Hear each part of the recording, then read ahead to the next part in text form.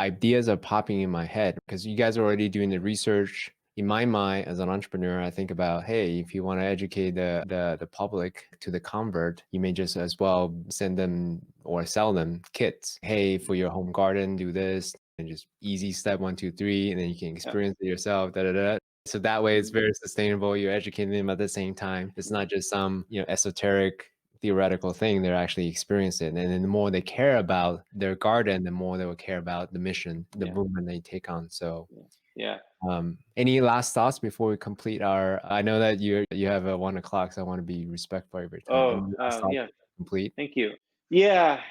I think we're standing at a moment in human history where this is the greatest and most important work of our time, in my opinion. And I say that because there is, I think the year in which we find ourselves has exposed a lot of frailties to a lot of our systems.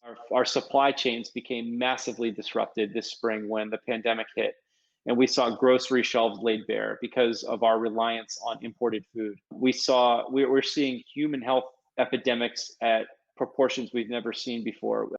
The COVID crisis, in and of itself, we're the United States has some of the highest mortality rates, I believe. And I think a lot of it has to do with the current state of health in this country. So we've exposed a lot of frailties. That doesn't even touch on climate and all of the perils that we're facing societally right now because of the way we treat the earth.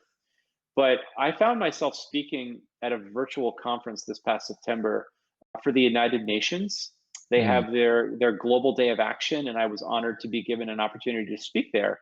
And the United Nations has its 17 SDGs, the sustainability goals. And as I was preparing my speech, I went one by one through each one of those 17 goals. And I found that regenerative organic agriculture could actually be the solution to 15 out of the 17 goals set forth by the United Nations.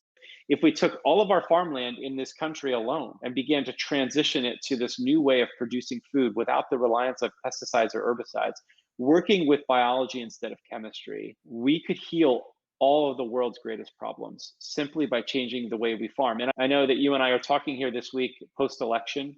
We're literally the week after the election, and the earth seems to be just exhaling a little bit. And yet, there is still a divide that remains. I happen to live in Pennsylvania, where historically we've been a red state, and in Pennsylvania they say was the one of the catalysts to flipping the election. But yet this divide remains, and that hurts me inside. And I wonder if is it possible that food and agriculture could become the thing that unites us all? Because mm. at the end of the day, we all eat 3 times a day, and if we all can unite around a better way of producing food in this country, everything could get better. And so I think I would just end with those thoughts and that idea.